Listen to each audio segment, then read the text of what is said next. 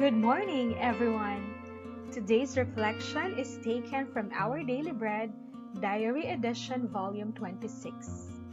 As we welcome another month of July, we are in the middle of transitioning after 6 months of 2020 to a new set of months for 2020. We have experienced several challenges, including the pandemic, but we are assured that God has greater plans for everyone. Intended for the Good Life. A feature article published in Our Daily Bread, Diary Edition, Volume 26, and written by Win Collier, pastor and author. Several years ago, my wife and I, along with my sister and brother-in-law, began a rim-to-rim hike of the Grand Canyon in Arizona. This was my second hike across the canyon, a spectacularly beautiful and rugged landscape that is 277 miles long and a mile 1.6 kilometers deep. The rim-to-rim hike across the canyon is 21 miles. Early on our trek, I realized we had made several serious miscalculations. We were doing the hike too late in the summer, the hottest time of the year. We began our hike too late in the morning, and a couple of us drank too little water during the first miles of the trail. After only a few hours, my sister grew ill, faint, and disoriented. Insistent we must move forward, I hoisted her 50-pound pack atop my shoulders. The day wore on, and the temperature skyrocketed. When we finally limped onto the desert canyon floor, the thermometer on a pole beside the trail read 129 degrees. However, this was the maximum temperature the thermometer could record, so I have no idea how scorching it truly was. For the remainder of the afternoon, we soaked in Phantom Creek, debating our options. My sister was sick, and I was now dehydrated with several exhaustion and dry heaves. Our plan was to hike 2 more days and emerge on the North Rim, but the chances of us successfully traversing the sizzling, rugged terrain in our condition were slim. It was clear we had to alter the plan. We needed to head back out of the canyon, retracting the brutal miles we had just endured. But deciding to do that wasn't easy. I had dreamed of having this adventure with my wife, and arranging our travel schedule had required intricate planning and maneuvering. If we quit now, would we ever have another opportunity to do this?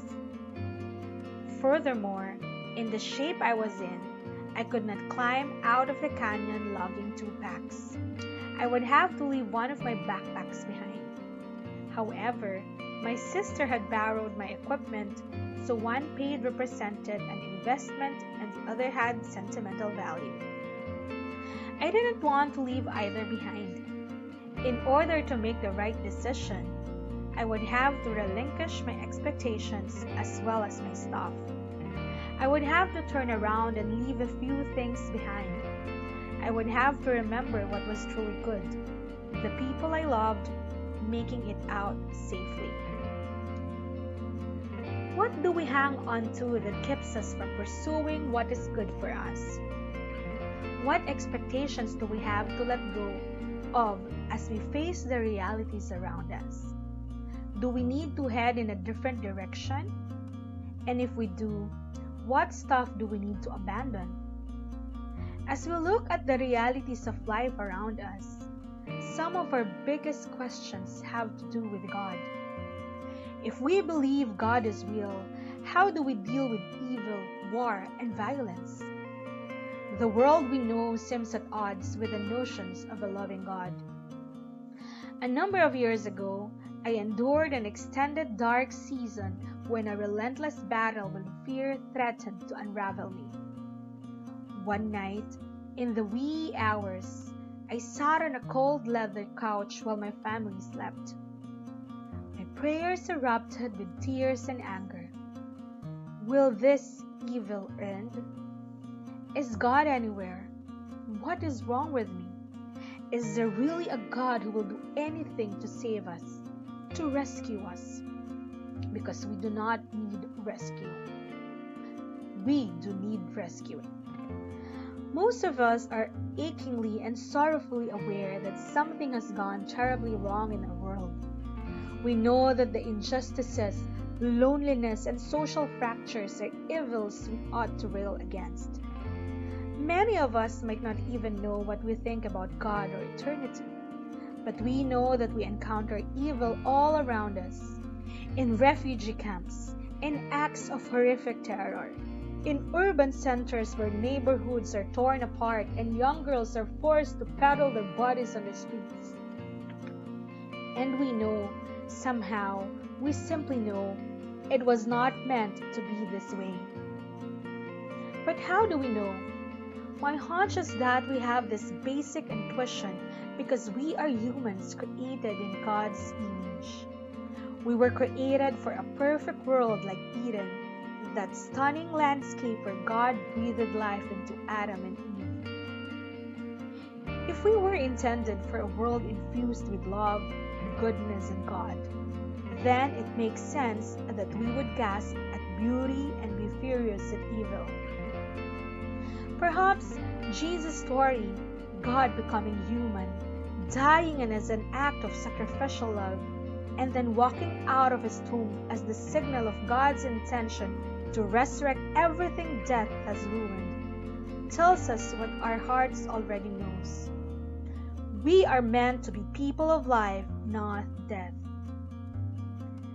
Vanity Fair magazine has a regular feature, the Proust Questionnaire, where they ask a celebrity 21 questions on a variety of topics. In one issue, they interviewed actor and filmmaker Dennis Hopper. "What is your greatest fear?" they asked Hopper. He replied with a single word: death. When they asked him to name his deepest regret, Hopper answered, mortality, that you don't live forever. This somber theme reappeared at the conclusion of the interview, though it took a more humorous tone. "How would you like to die?" "With my boots on." "What is your life motto?" "Never wear boots." Whether we want to acknowledge it or not, the gloomy fact is that someday, each of us will breathe our last. A headstone will mark the spot where our family and friends lay our body to rest. And many wonder if that will be the end. We do not need to wait for the grave, however, to contend with death's menacing reap. The violence that scrolls across the news ticker 24 hours a day reminds us that all is not well. There is much joy in this world, to be sure, but we also live many of our days on edge, threatened by the possibility of chaos, aware of the frailness of our lives.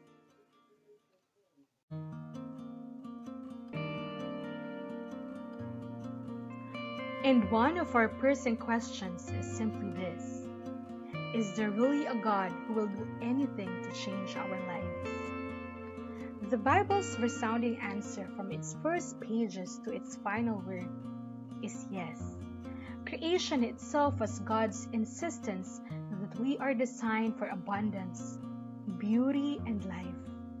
In the Genesis story, after each day, when God finished crafting lush hillsides or colorful finches or a marvelous scattering of stars, God sat back and with a deep sigh of contentment exhaled a simple word: good.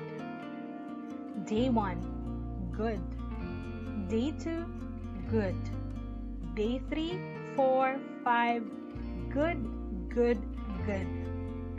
Finally, when God fashioned his pinnacle work, humanity, his exuberant exclamation was very good.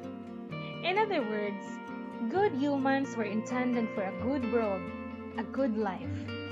This truth is woven into our being and emerges alongside our longings for love and hope.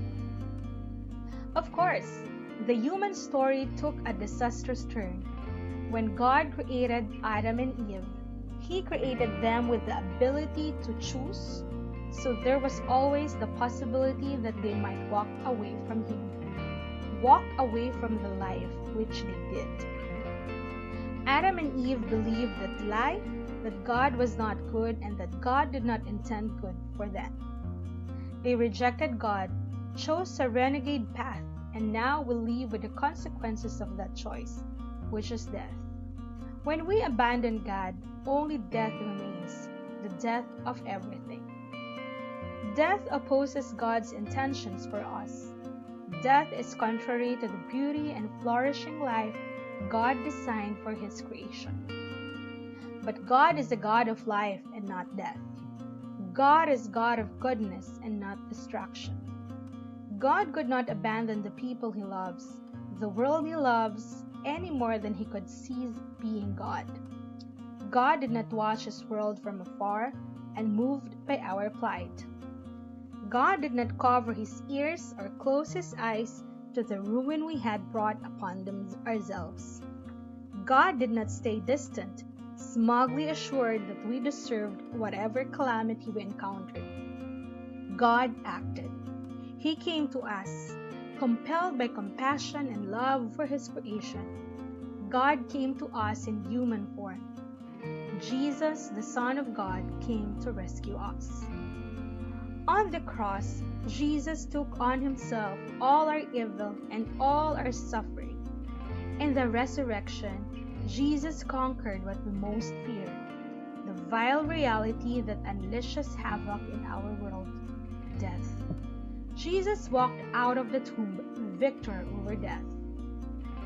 Jesus' resurrection does not promise that we will never have a grave, but it does assure us that death no longer holds power over us.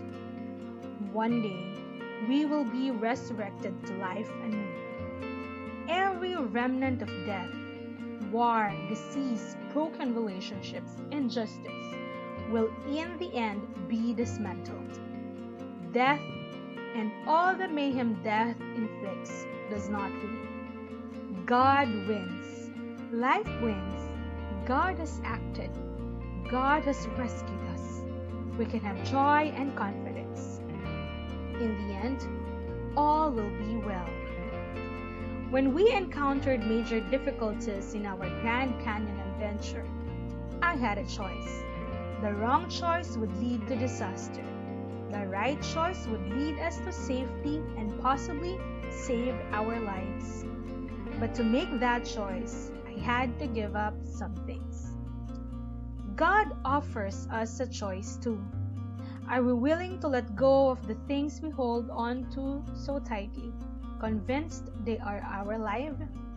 Are we willing to move toward God so we can receive the goodness He longs to give? Will we trust that God is generous, kind, and intent on our way, joy? Will we trust that God has acted and will act on our behalf? Our questions about God and evil, about life and death, and about God's apparent silence amid unrelenting fear all reveal the same concern. Is the good life really possible, and can God truly offer it to us? In Jesus, we encounter jaw-dropping good news. Death might be everywhere, but death does not have the final word. Jesus has come, and death of every sort will one day be undone. As author Frederick Buechner writes, "What's lost is nothing to what's found, and all the death that ever was set next to life would scarcely feel a cup." This is good life God intends for us, the good life God offers. This reflection is written by Win Collier, pastor and author, under Our Daily Bread, Diary Edition, Volume 56.